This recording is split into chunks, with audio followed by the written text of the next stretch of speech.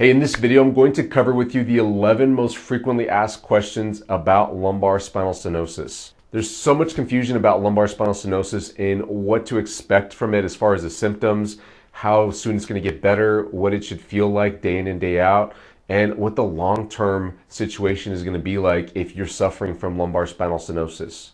I'm going to cover all 11 questions here next. Before I do that though, I just want to bring your attention to the description below this video. I've got links to many of the questions that go much deeper into it and give you more practical advice, exercises, and tips, things that you can start to do right away to begin to help your lumbar spinal stenosis problem. I'm not going to go into all that in this video as far as like showing you exercises. I'm just going to educate you in this video, but you can go find exercises and stretches down below in the description. All right, let's get on with it.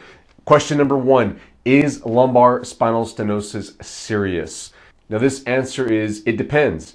It really depends on how severe the stenosis is in your back. Now there's two types of stenosis. You can have stenosis in the middle of the spine where the spinal cord runs inside the bone. That's called central stenosis. And then you can have lateral stenosis, also called foraminal stenosis, where these nerves come out on the sides of the spine. Those holes right there are the foraminal holes. And then they're also called lateral stenosis because it's on the sides or lateral to the spine. So you can get compression on the nerves on the sides of the spine and within the spine. Depending on how much pressure you have against the nerves because of how much narrowing there's happening against the nerves, that will dictate how severe your spinal stenosis is. It often happens that we get people in our clinic here with back problems and leg problems, and they've got to go get an MRI or an X-ray and they've been told that they have lumbar spinal stenosis. It may not be clinically relevant. In other words, it may not be the reason for your symptoms at this point. If you have an MRI or an X-ray and you discuss it with the doctor and they've told you that it's more moderate to severe, then it's probably a little more serious. If they're telling you it's severe and you have the classic telltale signs of lumbar stenosis, then it's definitely more serious. And you're going to have limitations in how long you can stand, how long you can walk. Usually you get an immediate improvement as soon as you sit down. That's how you know that your symptoms are more stenotic or more like stenosis. And the farther along you are in this process, then the closer you are to possibly needing a surgery in order to get compression off the spine.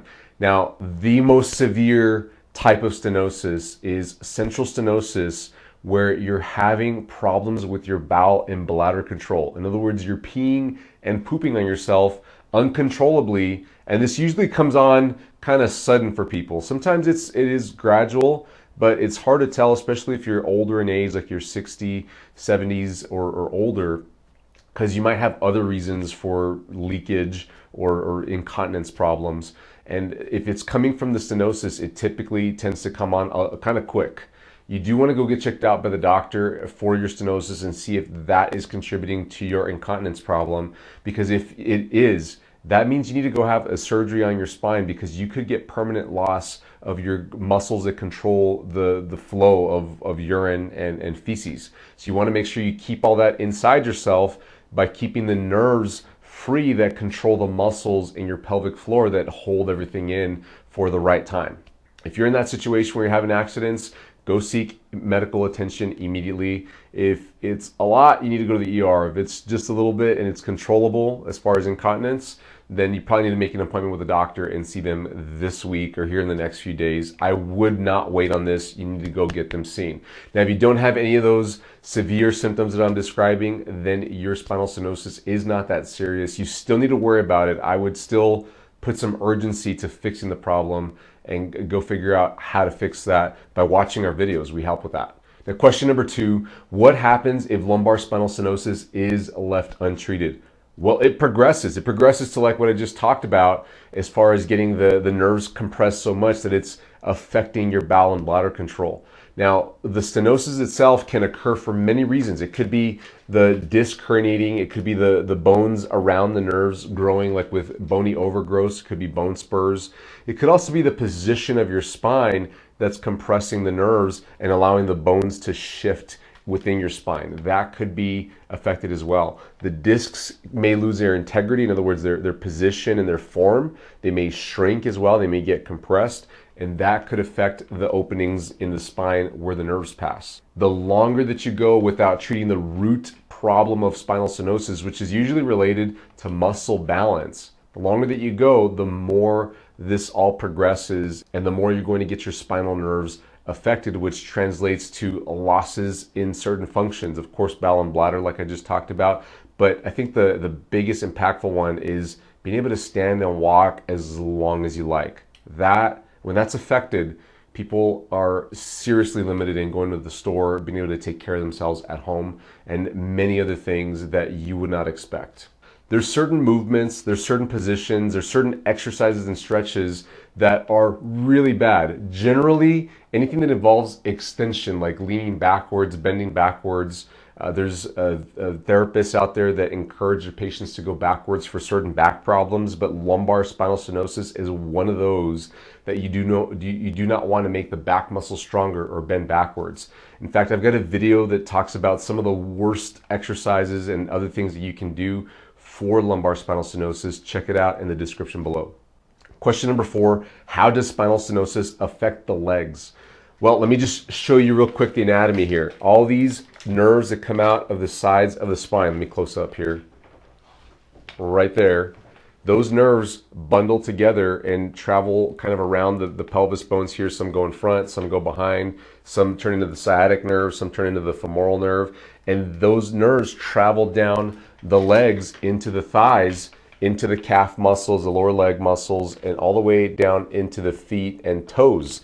And so if you have compression of these nerves up here, it's going to decrease the nerve signal to the muscles. It's going to decrease the nerve signal to your skin, to everything in your legs. And that's what causes the weakness, the numbness, the pain, of course, and tingling as well.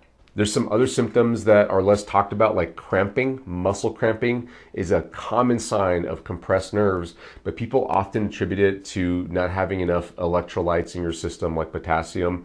But think about it, if your electrolytes are truly low, your muscles would cramp all over the place, not just one side or one muscle group between both legs.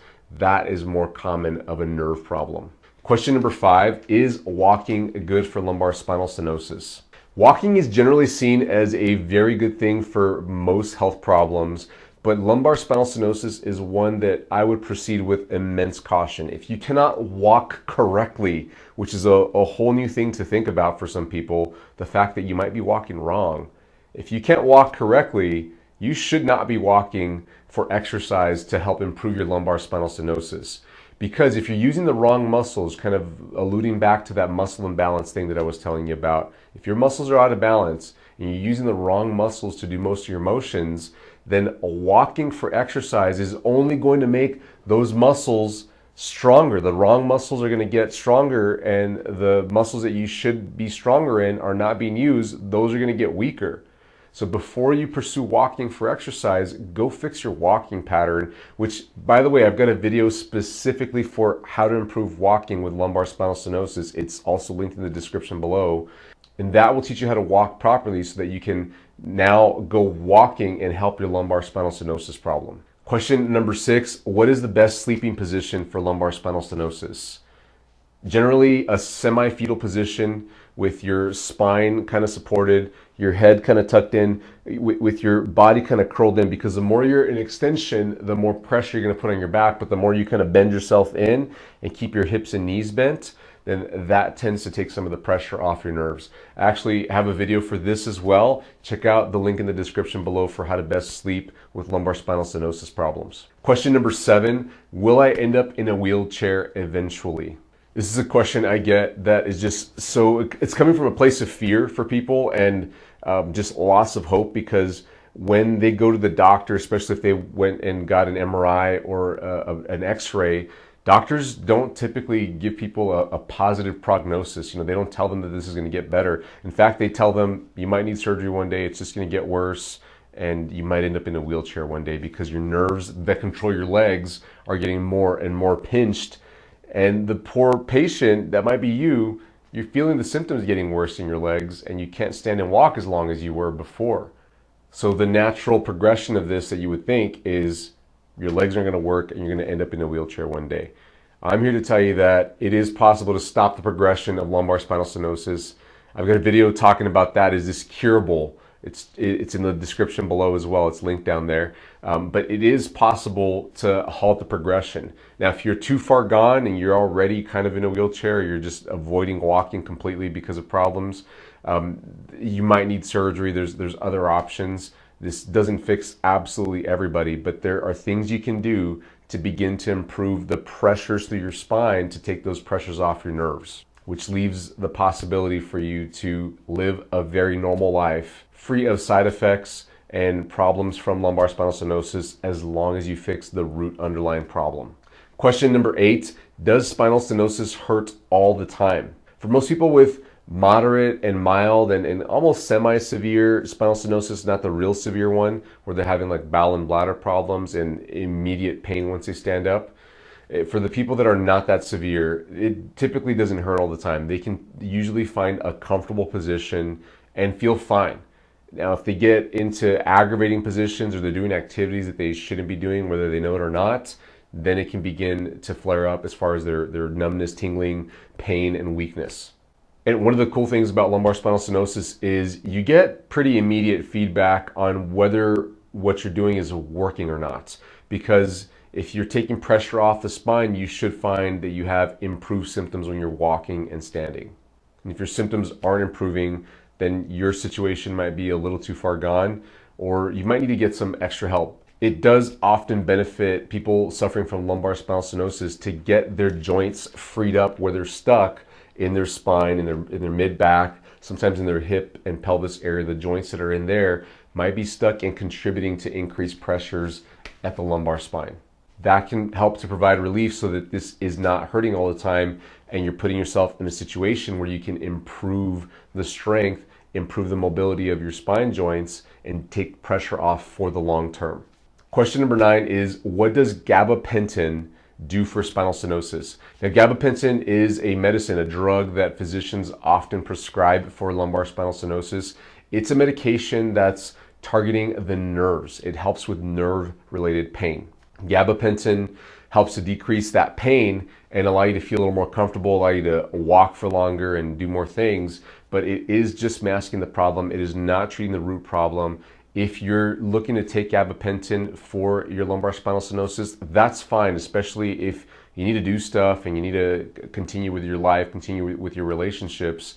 But don't rely on the gabapentin to fix your problem. It's not going to fix lumbar spinal stenosis. It just prevents you from having the symptoms, or it really just dulls the symptoms. And most people, it doesn't take them away completely. It just takes the edge off a bit so that they can get through the day better. But you need to be working on that root problem, because there are side effects to gabapentin. Most people feel kind of loopy, feel kind of drugged.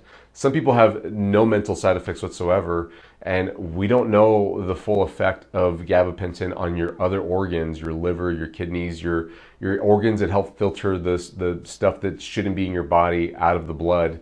Those are usually highly affected by medications. Question number 10, what do injections do for spinal stenosis? Well, kind of along the same lines as gabapentin, injections help to mask the pain. Now, they'll do injections on your spine typically if you've got back problems, but there are people that don't have back pain and have lumbar spinal stenosis and the leg weakness, numbness, pain, and tingling down into the legs. And so they'll say when they come into the clinic here, my back feels fine, a little tight, but nothing like my legs. My legs are the worst part of this problem. So if you're in that situation, you probably won't be offered injections for your spine, because injections don't take the pressure off your low back. They are just designed to help with the pain and inflammation. The people that do have back pain with their lumbar spinal stenosis may opt to get injections to reduce the back pain here, but it often doesn't change the pain down into the legs. They'll still experience that. Number 11, let me get my helper to help me out here, is what is the best current treatment for lumbar spinal stenosis? Now, if you're going to the doctor for this problem, they're going to offer you possibly some medication, like oral pain medication. If it fits your situation, they may offer injections. they'll probably send you to physical therapy and see how you do there. And at physical therapy, you should do your best to find a physical therapist or a clinic that specializes in helping people treat lumbar spinal stenosis problems non-surgically. Because most clinics out there for physical therapy, I can speak to this being a physical therapist myself, they specialize in helping people after having had a surgery. And if they don't outright tell you that, you can just walk into the clinic, look around, and ask people, talk to the patients, ask them, what are you here for? And they'll probably tell you that they had a surgery. At least 60%, if not more, will tell you that they're here for care after having had a surgery.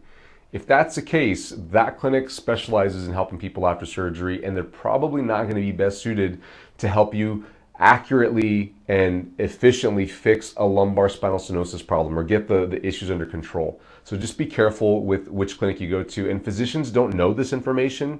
So if your doctor, even your orthopedic surgeon, tells you to go to physical therapy, which is a great move by them, by the way, it's still up to you to filter out which clinic, which physical therapist is going to be best to help you with your problem. Now, physical therapy doesn't work out for you. They'll send you back to your doctor, your orthopedic surgeon, and the surgeon may offer you a surgical solution for your problem. Usually they'll do a laminectomy, which is where they cut off the back part of the bone. They may also offer you a fusion where they put rods and screws into the bones and offload things and keep things from moving too much. But those don't fix the root problem. As a specialist physical therapist, I specialize in helping people avoid surgery, injections, and pain medications. I'm looking at fixing the root problem of lumbar spinal stenosis, which is usually a muscle imbalance. And the most common muscle imbalance that I see in lumbar spinal stenosis is that the back muscles are too thick, they're too stiff, they are compressing the joints and all the spaces where the nerves come out in the back. They usually compress the discs as well because of the way that they pull. And so people often have disc herniations associated with their lumbar spinal stenosis. And that's what causes the pain going down into the legs. And in order to get that pressure off those back muscles and in turn the joints and nerves in the spine, you need to start looking at the muscles that should be doing the job of the stabilization for the back. And it's usually the abdominals in the front and the glute muscles or the butt muscles on the hips down here. An exercise program focused on getting those two muscle groups stronger and not on getting any more strength through the back muscles right here, that is a good exercise program. And what I often find in therapists that aren't trained in helping people prevent surgery, when it comes to back problems, they're having people exercise their back problems even when they get their lumbar spinal stenosis patients, and it tends to just progress the stenosis problem further, unfortunately. Now, I've got a comprehensive program with coaching, exercises, stretches, and tips on how to treat the root problem for lumbar spinal stenosis. It's called the 28-Day Back Health and Wellness Boost Program, and it's 100% online and on demand. You can learn more about it in the description below. Anywhere you have the internet, you can access this program and put yourself through a 28-day regimen of strengthening the weakest muscles around your back problem to take pressure off the stenosis issues in your back. And this helps to attack the root of the problem and make sure that you're on the track to truly halting the progression of lumbar spinal stenosis. Thanks so much for watching this. I hope you learned a lot. Drop some comments below if you have any questions or if you just want to say something. If this stuff helped you out, awesome. If our other videos helped you out, comments on them too. It helps us out. And by the way, my name's Dr. David. I'm a specialist physical therapist at El Paso Manual Physical Therapy. And this channel is dedicated to helping people like you avoid surgery, injections, and pain medications. And if you've already had a surgery, we're looking to help you avoid the next surgery because that happens often. Please subscribe to this channel so that you don't miss out on any of the helpful videos we post every week. Thanks, and I'll see you in the next video. Bye-bye.